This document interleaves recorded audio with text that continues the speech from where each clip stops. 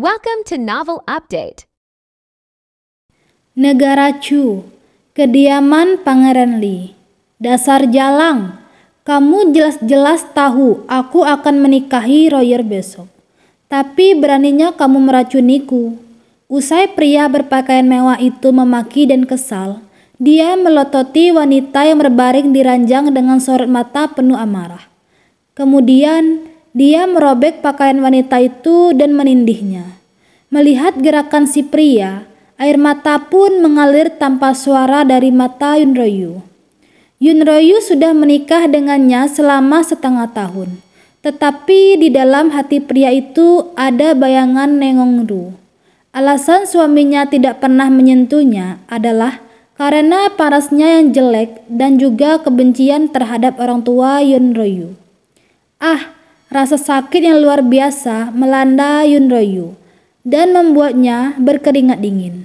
Dia menggigit bibirnya untuk menahan rasa sakit sembari menatap wajah sosok di atasnya yang penuh dengan kebencian dan kekejaman. Hati Yunroyu terasa sakit seperti disayat pisau. Dibandingkan dengan kebencian yang suaminya rasakan, rasa sakit di tubuh Yunroyu bukanlah apa-apa. Chu Konchen melototi Yunroyu dengan dingin. Demi mendapatkanku, kamu bahkan sengaja meracuniku. Oke, hari ini aku akan memenuhi keinginanmu. Tapi aku benar-benar tak sanggup melihat wajahmu karena sungguh menjijikan. Usai mengatakan itu, Chu Konchen langsung marah. Tirai diraih ranjang untuk menutupi wajah Yunroyu. Perkataan ini sangat menyakiti hati Yunroyu. Dia meraba wajahnya sendiri secara perlahan. Ada bekas luka sebesar telapak tangan di pipi kanannya yang selalu membuat Yunroyu tidak percaya diri. Orang-orang menyebutnya wanita jelek, tetapi dia memiliki hati yang mendambakan cinta. Ayahnya tahu bahwa dia sudah menyukai Pangeran Li. Chu Konchen sejak masih kecil, itu sebabnya ayah Yunroyu memanfaatkan hubungannya dengan kaisar untuk menjodohkan Yunroyu dengan Chu Konchen. Akan tetapi, Chu Konchen tidak menyukainya. Saat ini gerakan pria itu tiba-tiba menjadi makin kasar. Chu Konchen menyiksanya dengan kejam. Matanya yang tajam dan warnanya hitam itu memandang Yunroyu dengan penuh niat membunuh. Yunroyu, dasar wanita yang licik. Kamu jelas-jelas tahu aku menyukai Royer, tapi malah membuat jebakan agar aku menikahimu. Setelah tahu bahwa aku akan menikahi Royer besok, kamu malah menjebakku agar menidurimu. Kalau bukan karena racunmu, dengan wajahmu yang seperti ini, siapa yang berani menyentuhmu? Aku bahkan lebih memilih untuk menyentuh pelacur di luar sana daripada menyentuhmu. Yunroyu menatap Chu Konchen. Dia menahan diri untuk menghadapi sindiran kejam dari pria itu. Lalu mencibir dengan sedih. Di dalam hatimu, aku bahkan lebih rendah dari pelacur di luar sana ya? Tidak, di dalam hatiku, kamu bahkan lebih rendah dari anjing. Setelah sekian lama, Chu Konchen akhirnya selesai memuaskan hasratnya melalui tubuh Yunroyu. Lalu buru-buru bangun. Dia segera mengenakan pakaiannya dan sama sekali tidak memedulikan wanita yang tergeletak di ranjang dengan penuh luka lebam dan sekarat itu. Setelah efek racunnya menghilang, wanita ini tidak ada gunanya lagi bagi Chu Konchen. Kemudian, dia memandang wanita yang tergeletak di ranjang itu dengan dingin dan pergi tanpa berbelas kasihan. Dia memerintahkan Dayang, "Siapkan air, aku mau mandi. Aku tidak ingin tubuhku kotor karena wanita ini." Mendengar kata-kata yang menusuk hati itu, tubuh Yunroyu tiba-tiba bergetar hebat. Hatinya benar-benar sangat terluka. Perkataan Chu Konchen bagaikan pisau yang terus menyayat hatinya dengan kejam. Kini Yunroyu baru menyadari bahwa pria itu ternyata sangat membencinya. Setelah merasa diabaikan oleh Chu Konchen sebelumnya, Yunroyu masih menyimpan harapan pada diri pria itu. Dia merasa bahwa selama dia bersikap baik pada Chu Konchen, Suatu hari nanti dia pasti akan memahami perasaannya. Dia tidak menyangka bahwa Chu Kanchen ternyata seperti pria lainnya. Dia membenci Yunryu hanya karena parasnya yang jelek. Yunryu tidak menyangka bahwa dia ternyata begitu hina di hatinya. Saat melihat darah di ranjang dan tubuh bagian bawahnya, melihat tubuhnya yang rusak, lalu teringat dengan kebencian dan penghinaan Chu Kanchen terhadapnya. Yunryu tiba-tiba merasa kehilangan harapan. Dia mengenakan jubah dengan gemetar, lalu berjalan tanpa alas kaki di malam musim dingin. Tidak jauh dari Pavilion Fayu, ada sebuah danau. Larut malam, angin bertiup kencang dan air danau terasa menusuk. Setelah terdengar suara benda jatuh ke dalam air, seorang pun berteriak, "Gawat, permaisuri melompat ke dalam danau!" Di samping danau, sekelompok pelayan kediaman pangeran berdiri berjajar. Mereka semua menatap dingin ke arah permaisuri yang terletak di tepi danau. Saat ini hanya ada seorang dayang yang di samping permaisuri yang menangis. "Permaisuri, tolong jangan mati. Kalau Anda mati, bagaimana dengan hamba?" Fanger menangis dengan sedih.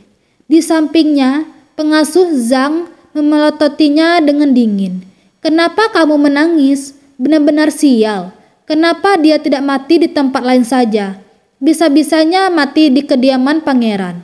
Pangeran sudah mengatakan, jangan membiarkan mayat wanita ini mengotori tanah kediaman pangeran. Karena tabib sudah memeriksanya dan memastikan kematiannya, langsung bawa dia keluar dan kubur saja. "Jangan seperti itu, pengasuh. Jangan perlakukan nona kami seperti itu. Bagaimanapun, dia adalah putri Perdana Menteri." Saat suasananya menjadi kacau, tidak ada yang menyadari bahwa orang yang awalnya sudah meninggal itu tiba-tiba membuka matanya perlahan. Ketika Yunryu membuka matanya, dia bisa melihat sekeliling dengan jelas. Pada saat itu, malam hari tampak gelap dan angin bertiup kencang. Banyak wanita berpakaian tradisional berdiri di depannya sambil menunjuk-nunjuk ke arah mayatnya. Seketika embusan angin dingin bertiup dan Yunryu sontak memanggil kedinginan.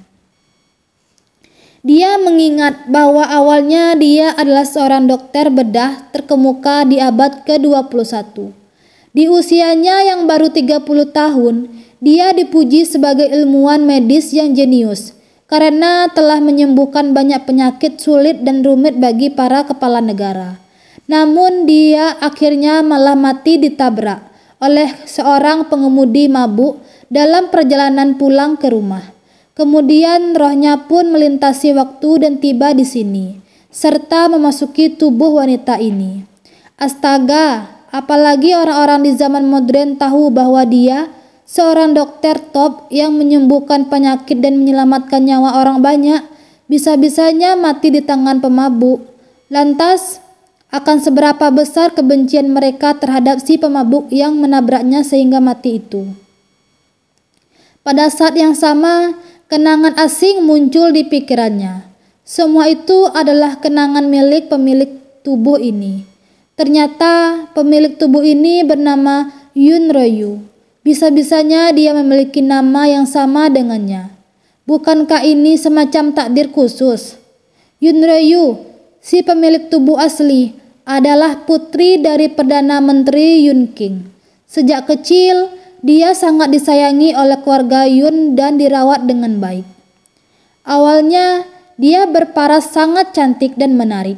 Namun ketika Yunryu berusia 10 tahun, dia secara misterius terkena racun yang menyebabkan sekujur tubuhnya menjadi berwarna hitam.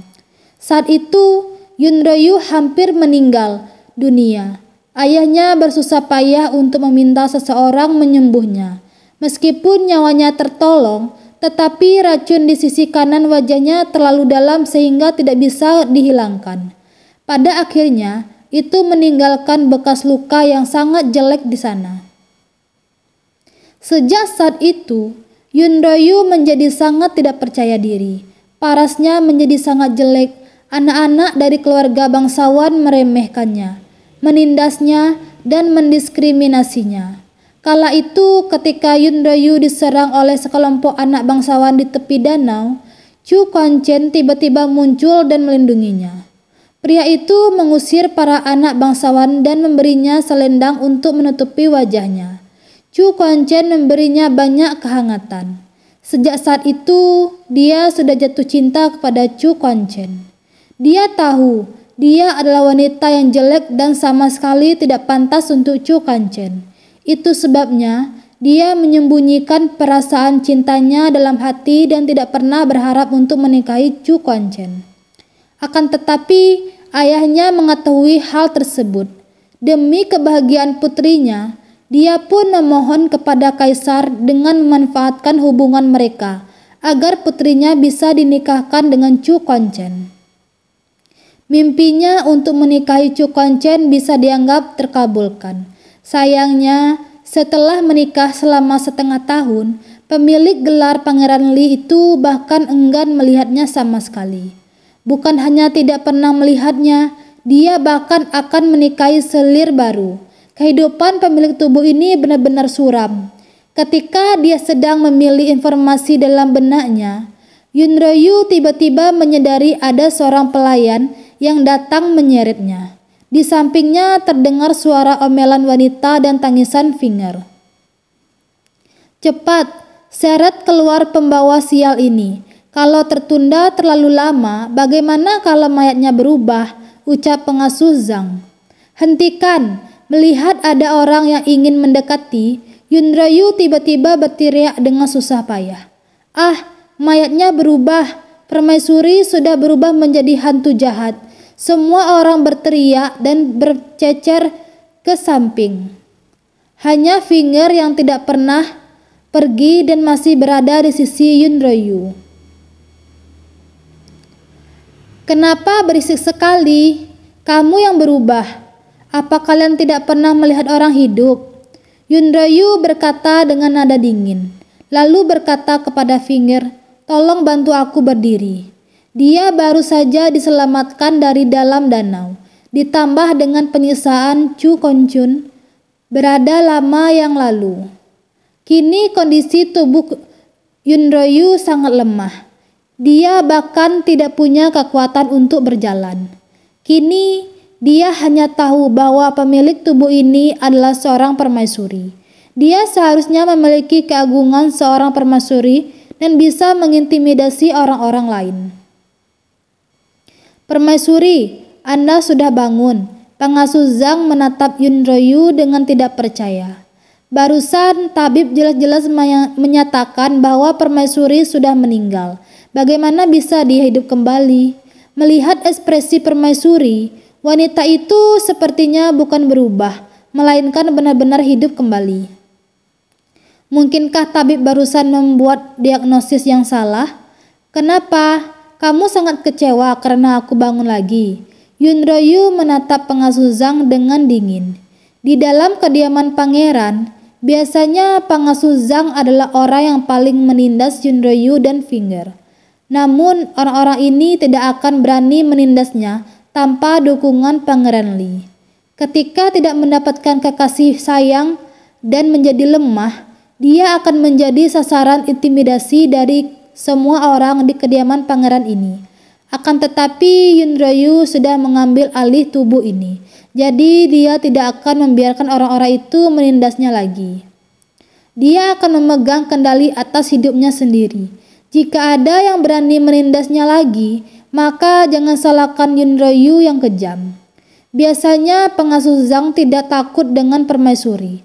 Akan tetapi di momen ini, dia sepertinya bisa melihat niat membunuh dingin dari tatapan permaisuri. Dia sangat ketakutan hingga giginya bergemelutuk. Kemudian dia berbisik, "Hamba tidak berani. Hamba akan melaporkannya kepada pangeran sekarang."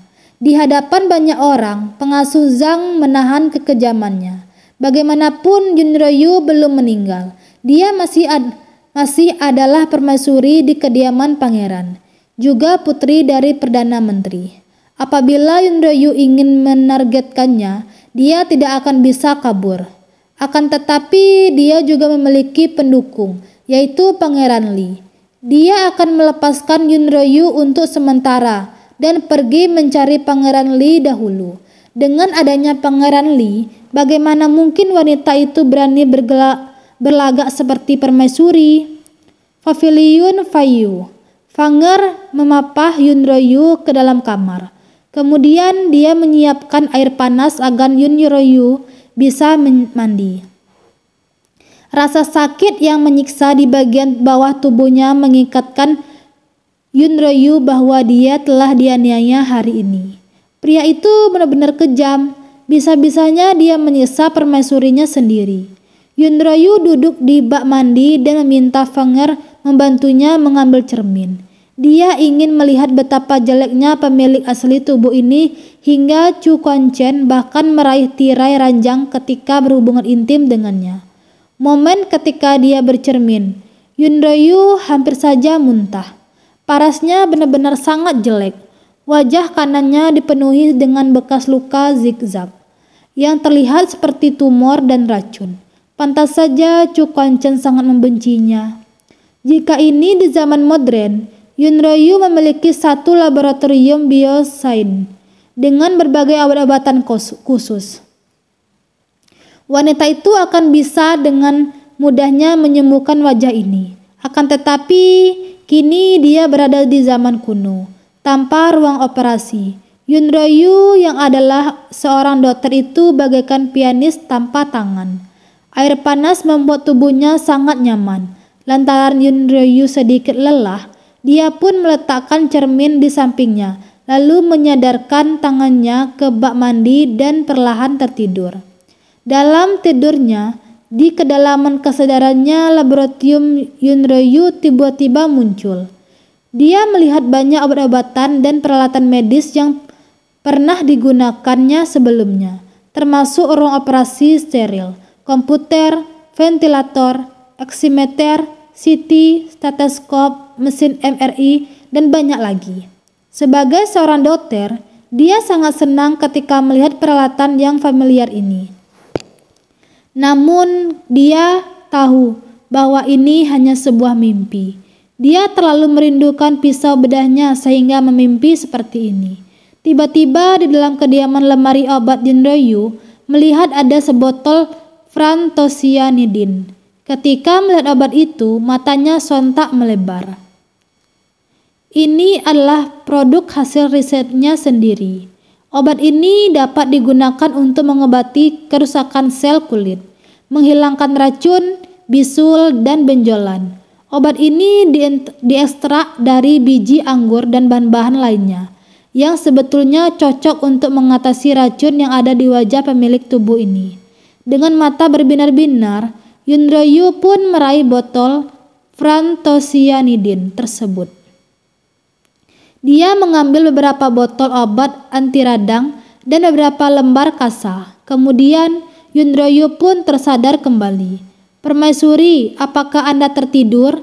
Airnya sudah dingin. Hamba akan menambahkan sedikit air panas agar Anda tidak kedinginan." Saat ini suara Fanger terdengar di telinga Yunryu. Dia sangat terkejut sehingga tiba-tiba membuka matanya dan melihat Fanger membawa sebuah ember. Fanger sedang menuangkan air panas ke dalam bak mandinya. Ketika melihat ke telinganya, dia menemukan bahwa dirinya sedang memegang obat yang dia ambil dalam mimpinya. Yunryu sontak terkejut. Apa yang terjadi? Dia menatap obat itu di tangannya dengan tidak percaya. Napasnya tersendat. Seluruh tubuhnya tegang dan bahkan bahu kuduknya berdiri. Saat menggerakkan pikirannya barusan, dia bisa mengeluarkan barang-barang dari dalam laboratorium. Mungkinkah laboratoriumnya juga melakukan perjalanan waktu bersamanya dan masih berada di ruang kesadarannya? Itu artinya, kini dia memiliki sistem dari ruang medisnya yang sebelumnya. Bahkan hal ini terlalu aneh. Banyak hal di dunia ini yang menakjubkan. Bahkan jiwanya pun dapat melakukan perjalanan melalui waktu. Seharusnya bukan hal aneh jika sistem medisnya juga ikut melintasi waktu dan datang kemari. Memikirkan hal itu, sosok Yunroyu gemetar karena gembira. Dia tampak sangat bersemangat.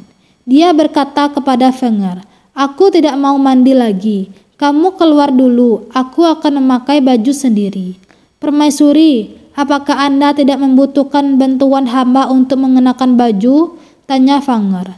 "Tidak usah, aku suka melakukannya sendiri." Fenger tertegun sejenak. Kenapa dia merasa bahwa kepribadian permaisuri telah berubah semenjak tersadar kembali? Yunroyu menjadi berbeda dari sebelumnya. Setelah Fenger keluar, Yunroyu berdiri dengan tubuh lelahnya. Tubuhnya masih sangat lemah dan dia terkena flu. Karena melompat ke danau, itu sebabnya sekarang dia takut terhadap dingin. Seluruh tubuhnya menggigil, bahkan seluruh demam tinggi. Pakaian orang zaman dahulu sangat ribet. Tanpa bantuan orang lain, memang sangat sulit untuk mengenakannya. Setelah susah payah mengenakannya, Yunroyu buru-buru duduk di depan cermin rias dan meletakkan obat-obatan yang diambilnya dari sistem medis. Dia melihat ke sisi kanan wajahnya dan menemukan bahwa racun di dalamnya tersimpan sangat dalam. Diperlukan upaya khusus untuk melakukan detoksifikasi terhadap racun tersebut. Yunroyu membersihkan wajahnya terlebih dahulu, lalu mengoleskan obat anti radang ke seluruh wajahnya. Setelah itu dia pun mengoleskan frontesionadin ke wajahnya. Pada akhirnya Yunroyu menempelkan kain kasa di wajahnya. Apabila ada darah bercucur yang keluar, kain kasa itu akan bisa menyerapnya. Frontesionidin ini dikembangkan khusus oleh Yunroyu, sehingga berbeda dengan biasanya. Hanya dibutuhkan waktu 1 malam untuk menyembuhkan wajahnya.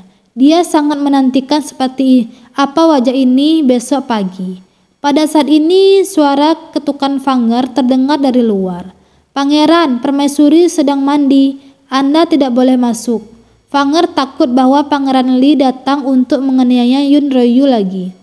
Secara Chu Kanchen terdengar dingin dan kejam. "Memangnya kamu kira aku ingin datang ke sini? Aku hanya ingin lihat kenapa dia tidak jadi mati."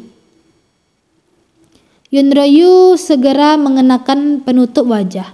Dengan menutupi wajahnya, dia mengerucutkan bibirnya dengan dingin dan berjalan ke depan kamar, lalu memerintahkan Fenger yang sedang menghalangi Chu Kanchen. "Fenger, kasih tahu pangeran, ini sudah malam dan aku sudah lelah, jadi tidak menerima tamu." Dengan kata lain, Yunroyu menyatakan perintah untuk mengusir Chu Kanchen. Mendengar kata-kata itu, Chu Kanchen mengira bahwa dia sudah salah mendengar. Bukankah wanita ini paling berharap dia bisa datang ke kamarnya? Yunroyu bahkan meracuninya dan menjebak Chu Kanchen agar menidurinya. Lantas, kenapa dia sok jual mahal sekarang? Yunroyu jatuh ke dalam danau dan bisa-bisanya tidak mati. Dia hanya merasa aneh sehingga datang untuk melihatnya. Begitu mendengar seluruh suaranya, Chu Kanchen baru memastikan bahwa Yunroyu tidak mati. Dia merasa agak disayangkan. Dia sontak mendengus dingin dan berkata, "Yunroyu, aku datang untuk mengingatkanmu bahwa besok adalah hari pernikahanku dengan Royer. Sebaiknya kamu menetap di sini dengan patuh dan jangan pergi kemanapun. Kalau sampai aku tahu bahwa kamu berulah, aku pasti tidak akan melepaskanmu." "Jangan khawatir, aku tidak akan berulah." Suara Yunroyu terdengar dingin. Dia tidak akan berubah, melainkan akan membuat masalah. Demi Nanggong Ru, Chu Kanchen memperlakukannya seperti itu. Bagaimana mungkin Yunroyu akan membiarkan mereka keenakan? Selama berada di kediaman pangeran, Yunroyu adalah permaisuri di sini. Dia tidak akan membiarkan wanita itu melebihi dirinya dan merebut segala sesuatu miliknya. Dia adalah wanita lemah yang tidak memiliki kekuasaan.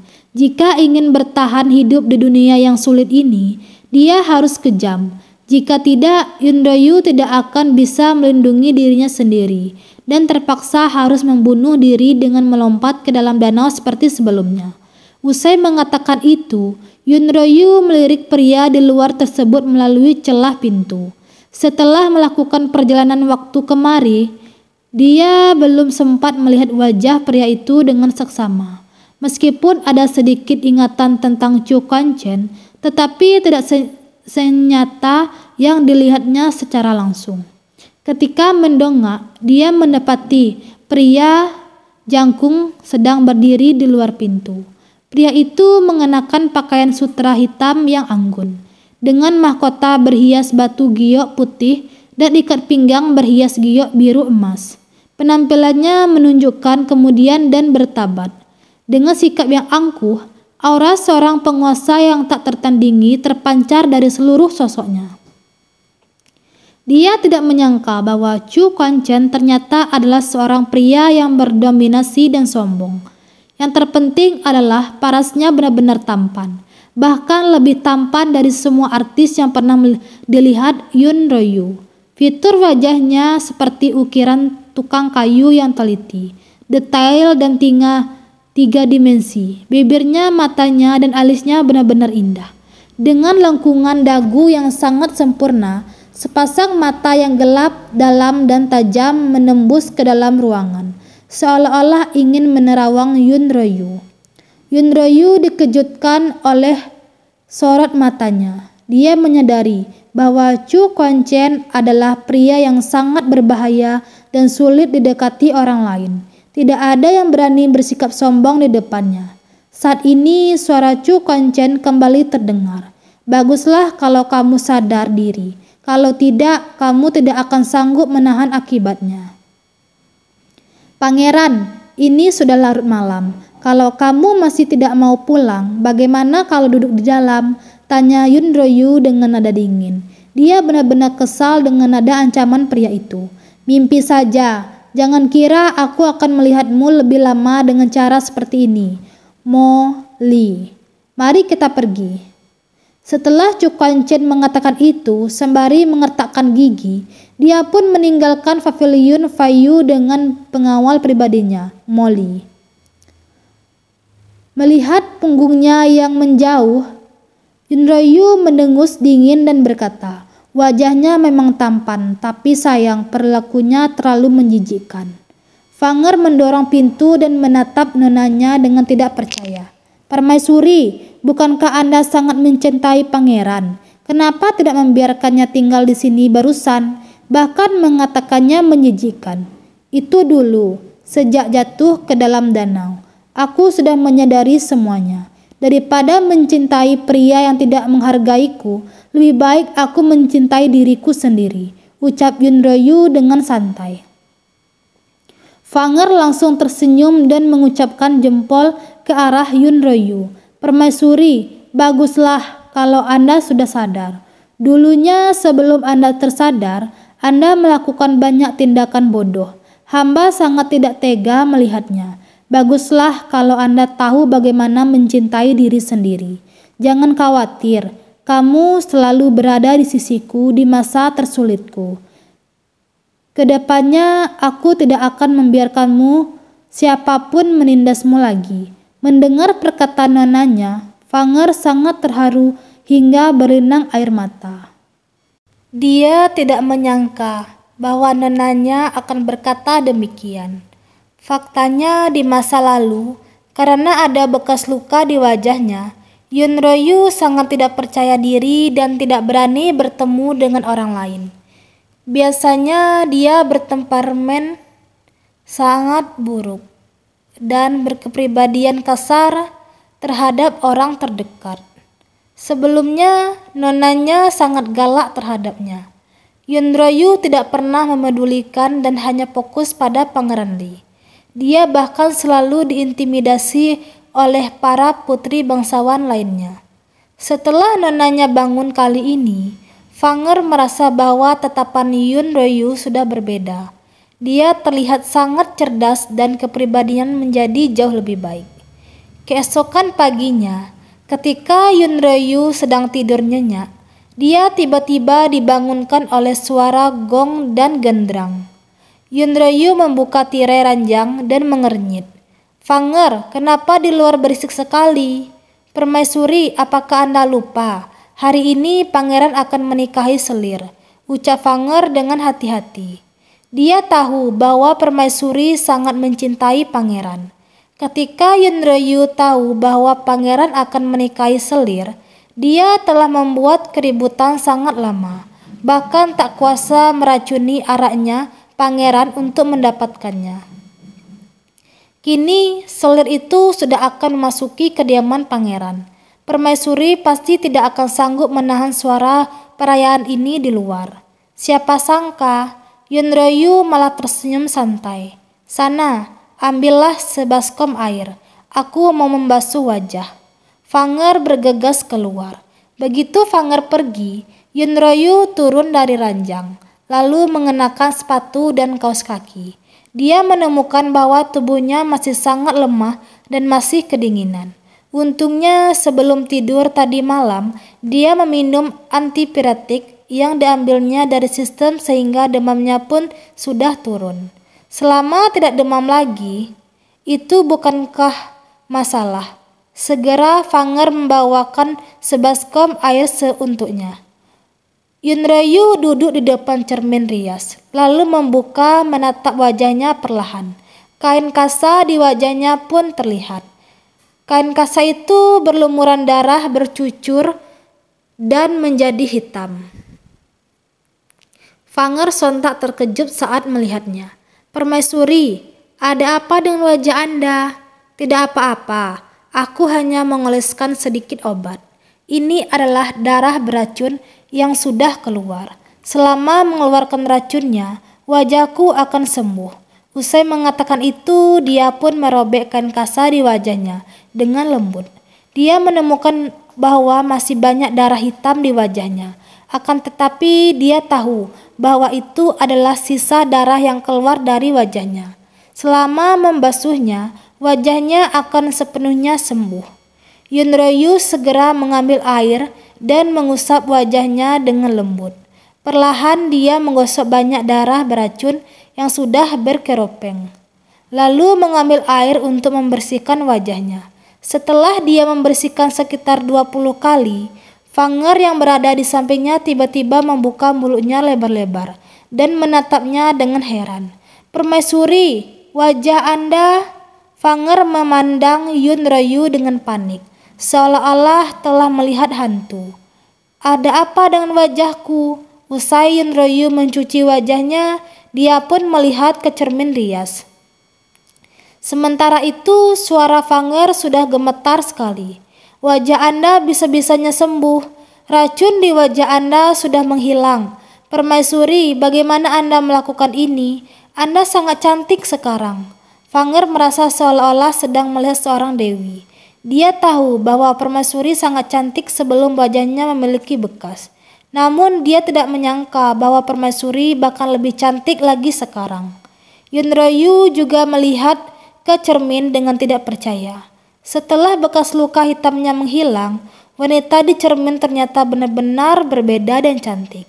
Wajah kanannya yang awalnya gelap, saat ini sama dengan wajah kirinya, menjadi halus dan lembut, seperti telur yang terkupas dari cangkangnya. Kulit wajahnya tampak seputih salju.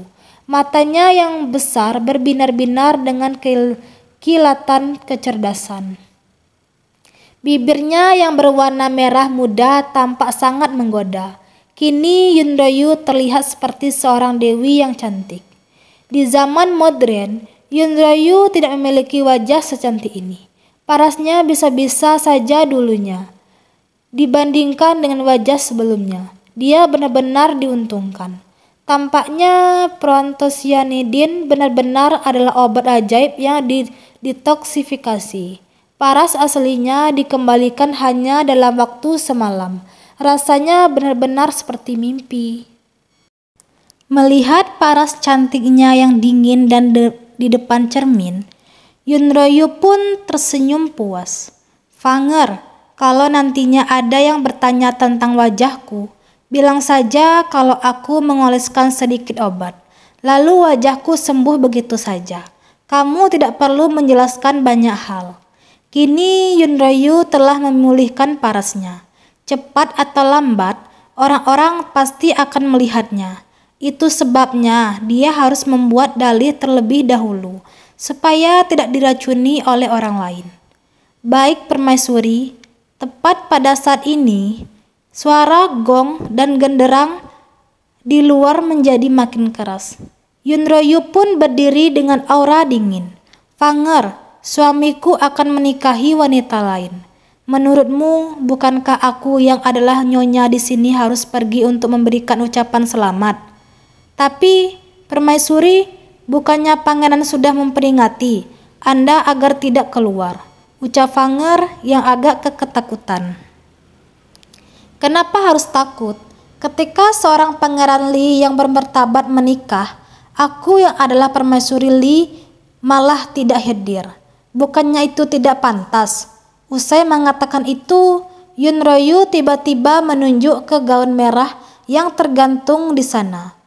Lalu berkata kepada Fanger, "Hari ini adalah hari yang baik. Aku ingin berdandan secara meriah dan mengenakan gaun ini." Fanger tertegun sejenak, lalu berkata, "Baiklah permaisuri." Dia sangat takut Yunryu akan menderita kerugian hingga jantungnya berdebar kencang. Akan tetapi ketika melihat permaisuri yang percaya diri, Fanger pun merasa lega. Selanjutnya Fanger membantu Yunryu untuk mengenakan gaun merah yang indah itu, serta merias wajahnya dengan cantik. Semenjak ada luka bakar di wajahnya, Yunryu tidak suka berdandan, bahkan suka mengenakan pakaian berwarna abu-abu ataupun gelap. Kini setelah mengenakan gaun merah dan merias wajahnya, seluruh aura Yunryu benar-benar berubah drastis. Usai pakaiannya, Yunryu tetap mengenakan penutup wajah seperti biasanya.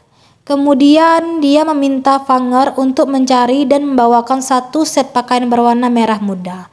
Lalu meminta Fanger memapahnya ke aula depan. Di luar aula depan, gong dan genderang ditabuh dengan keras. Lampion merah digantung tinggi dan stiker huruf berwarna merah dipasang di mana-mana. Suasana di sana penuh kegembiraan dan sangat ramai. Acara pernikahan Pangeran Li dan Selir diadakan dengan sangat megah.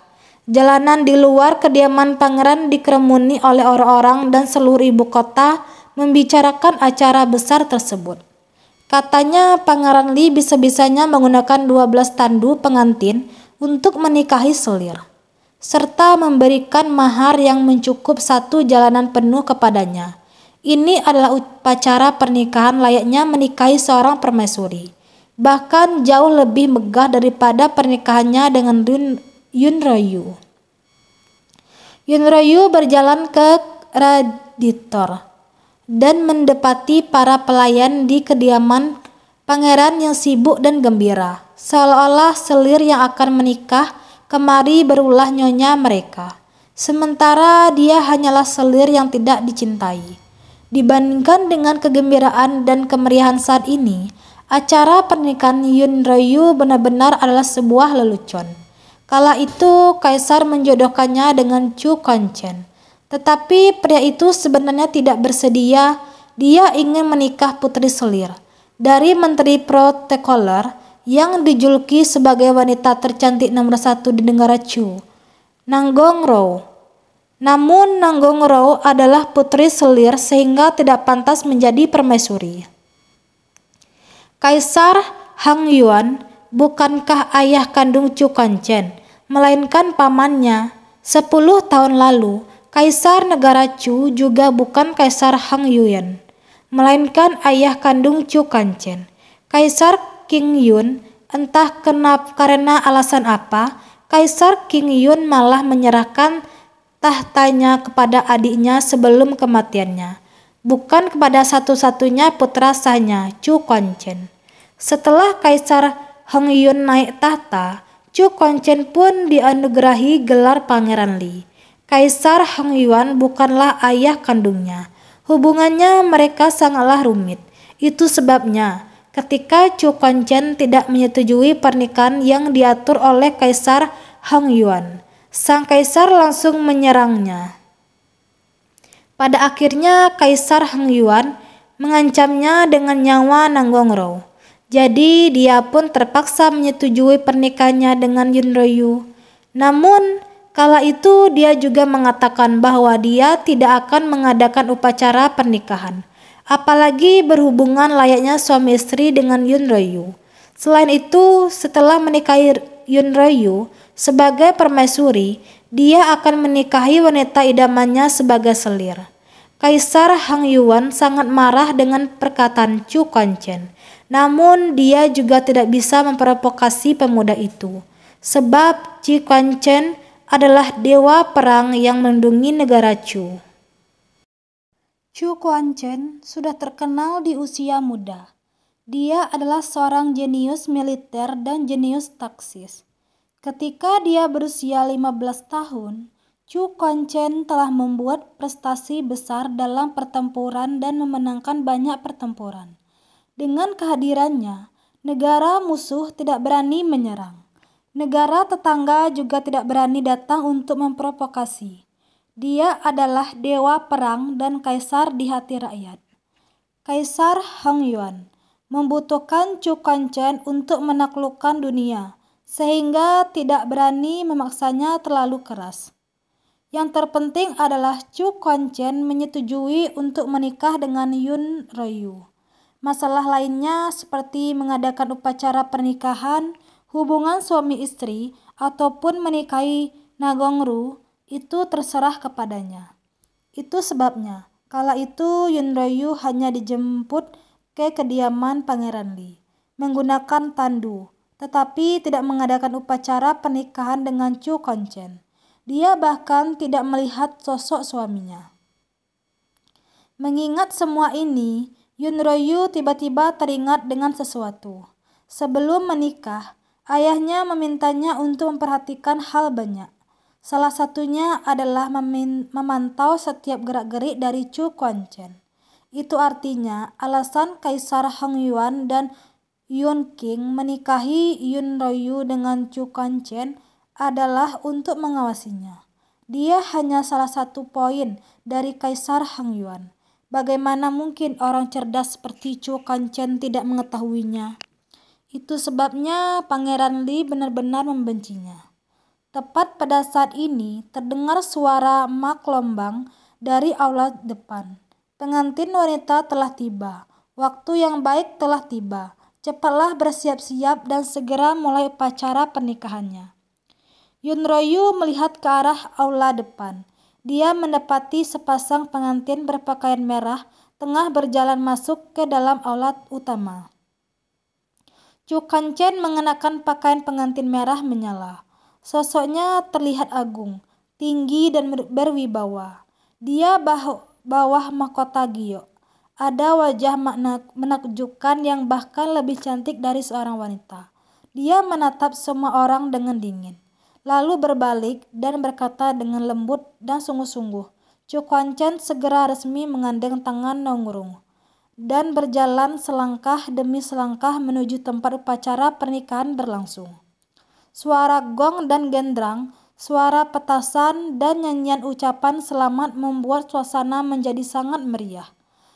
Mak Comblang melangkah maju dengan wajah bahagia, lalu memapah pengantin wanita dan berkata, "Waktu yang baik telah tiba. Mohon kedua mempelai memulai upacara pernikahan." Chu Kuan-chen menggandeng Nanggongro, lalu keduanya saling berhadapan. Saat mereka hendak memulai upacara pernikahan, tiba-tiba bayangan merah masuk ke dari kaditor. Saat melihat bayangan merah itu, semua orang membeku di sana. Dalam sekejap, suara gong dan gendrang berhenti. Suara petasan padam, dan nyanyian upacara selamat juga berhenti tiba-tiba. Ketika mereka melihat Yun Ryu yang wajahnya tertutup, mereka seolah-olah melihat hantu.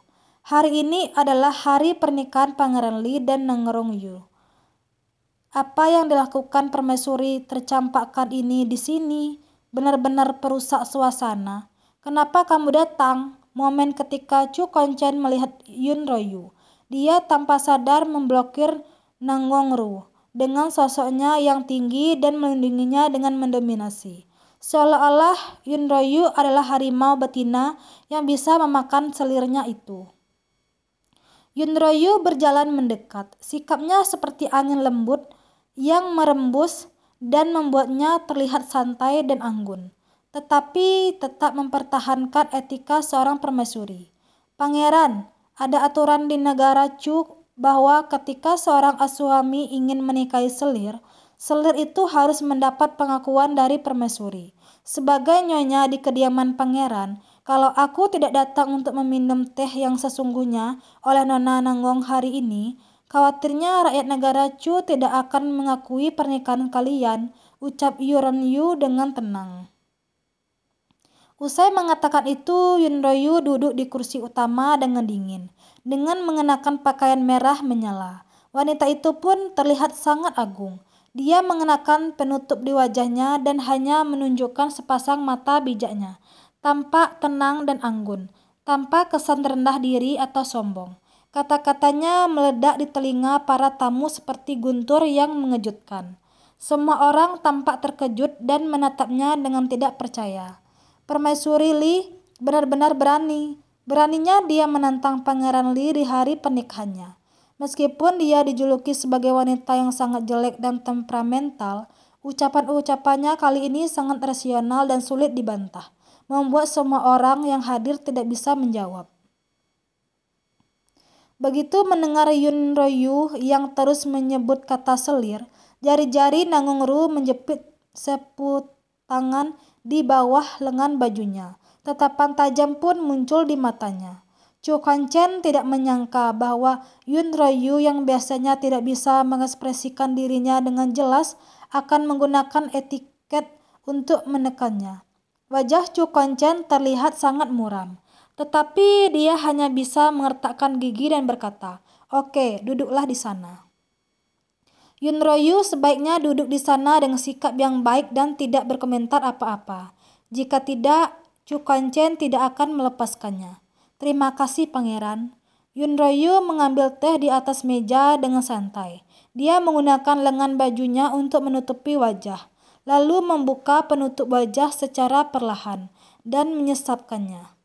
Kemudian dia berkata, "Selain itu, gaun pengantin selir tidak boleh berwarna merah.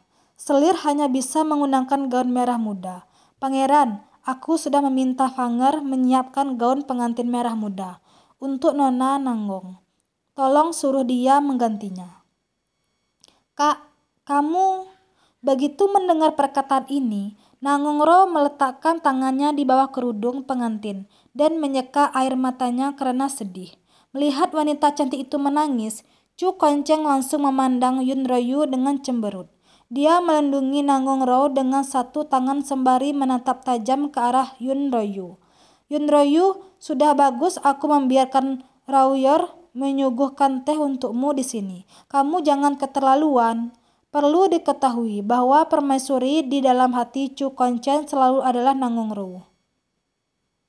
Pria itu sudah merasa sangat bersalah karena membiarkan Nanggongro sebagai selir. Beraninya Yunroyu mempersulit wanita kesayangannya di hadapan umum. Sikapnya itu benar-benar lancang. Yunroyu malah bertingkah seolah-olah tidak terjadi apa-apa. Dia duduk di kursi utama dan menggoyangkan kakinya dengan santai.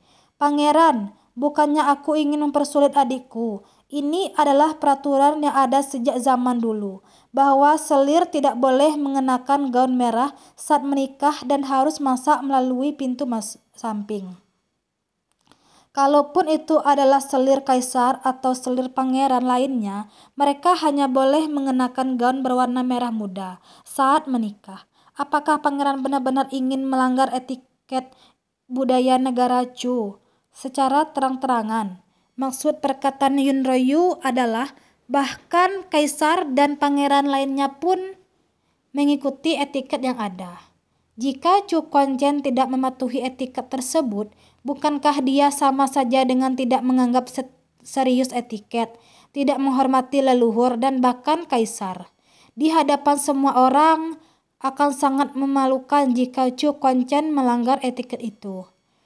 "Yunroyu, kamu jangan keterlaluan. Chu Kuan-chen tampak mengertakkan gigi. Raut wajahnya terlihat sangat muram, seolah-olah ingin menghancurkan Royu menjadi beberapa bagian. Sejak kapan si idiot ini menjadi begitu fasih dalam berbicara? Sebagai seorang jenderal besar yang melindungi negara, bisa-bisanya Chu Kuan-chen dibuat tidak berdaya olehnya. Melihat suaminya yang marah, Nanggongru buru-buru mengalah. Dia meraih lengan Chu Kuan-chen dan berkata dengan sedih, "Pangeran, kita menurut saja pada kakak. Selama kita sehati, tak peduli mengenakan gaun apapun untuk upacara pernikahan kita. Aku tidak keberatan." Usai mengatakan itu, Nanggongro berinisiatif berjalan ke hadapan Fanger, lalu meminta dayangnya mengambil gaun merah muda di tangan Fanger. Setelah itu, dia pun berjalan masuk ke dalam bersama dayangnya. Sementara itu, wajah Chu Kuan-chen sudah membeku. Dia mengepalkan tangannya erat-erat dan menahan amarahnya terhadap Yun Royu. Kalau bukan ada banyak tamu di sini, dia pasti sudah memberinya pelajaran sejak tadi. Semua orang segera membicarakan Yun Royu. Permaisuri ini benar-benar tidak tahu malu. Dia adalah orang jelek yang iri dengan pernikahan Pangeran Li dan wanita idamannya. Bisa-bisanya dia berulah di sini.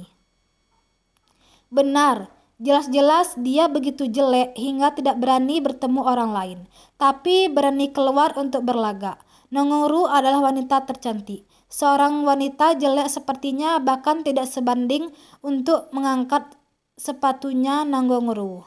Di sama sekali tidak terlihat lembut dan tidak punya sopan santun. Dia tidak ada apa-apanya dibandingkan dengan Nona Nanggong. Pantas saja Pangeran Li bisa begitu membencinya. Orang-orang tidak menyambutnya di sini, tapi dia tetap bersikeras kemari dengan menutup wajahnya. Benar, dia benar-benar terlalu tidak tahu malu. Ketika mendengar ejekan orang-orang, bukan hanya tidak marah, Yun Royu bahkan tidak menggila seperti biasanya, hingga ingin memukul orang ataupun bersembunyi karena terlalu malu. Orang-orang ini mengejek dengan sangat kejam. Bagi mereka, penampilan adalah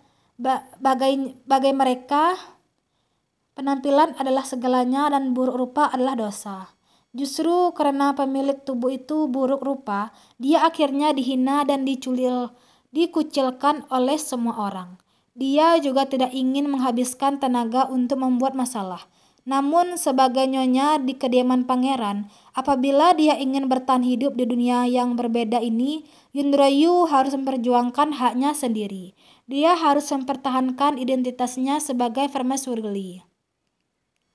Jika dia tidak membela diri, orang-orang akan melupakan keberadaannya di kediaman Pangeran Li dan menganggap Nanggongru sebagai nyonya di sini.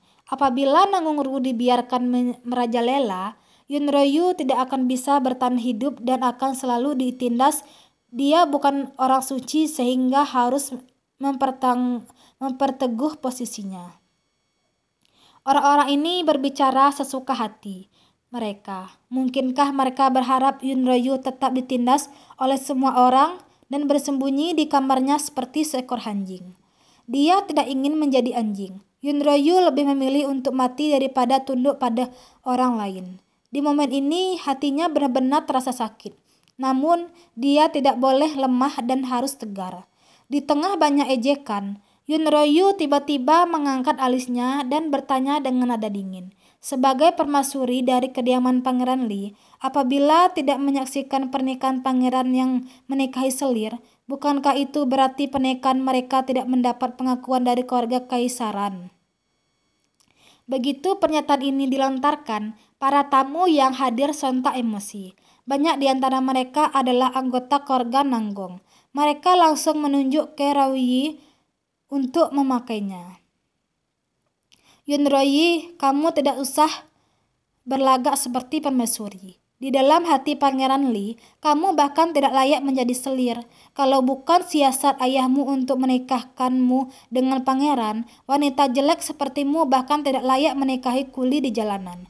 Benar, jadi orang itu harus tahu diri. Kamu sama sekali tidak pantas untuk Pangeran Li. Lihatlah wajah jelekmu itu. Kamu tidak pantas meminta adikku menyuguhkan teh untukmu. Orang yang berbicara adalah kedua kakak laki-laki Nanggongru, yaitu Nanggong Yu dan Nanggong Ao. Mereka sudah muak dengan Yun Rauyu sejak lama. Melihat adiknya yang ditindas, mereka tentu harus membela Nanggongru. Yun Rauyu menatap kedua orang itu dengan dingin. Di masa lalu, kedua orang ini juga sering menindasnya. Dengan menggabungkan semua dendam, kini Yun Rauyu benar-benar sangat membenci mereka. Dia menatap kedua orang itu dengan tatapan dingin. Meskipun sedang flu dan tubuhnya lemah, kata-kata yang dilontarkan Yun Rauyu tetap bersemangat. Aku adalah permaisuri Li yang ditunjuk oleh kaisar, mengikuti etiket para leluhur dan membiarkan selir memberi penghormatan kepada permaisuri adalah keinginan kaisar sekarang. Bukankah sikap kalian yang membiarkan pangeran dan Nanggongru melanggar perintah kaisar dan tidak mengikuti aturan sama dengan menantang kaisar? Selain itu, siapa yang berusaha menghina nyonya kediaman pangeran dan tidak menghormati keluarga kaisaran? Kalau kamu bernyali, keluarlah.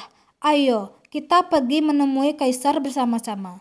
Biarkan kaisar yang memutuskan siapa di antara kita yang salah. Usai perkataan itu terdengar, suasana di sekitar menjadi sunyi. Semua orang sangat ketakutan dengan kata-kata Yun Rauyu dan tersentak Nanggong Yu dan Nanggong Ao juga ketakutan hingga mundur 2 langkah.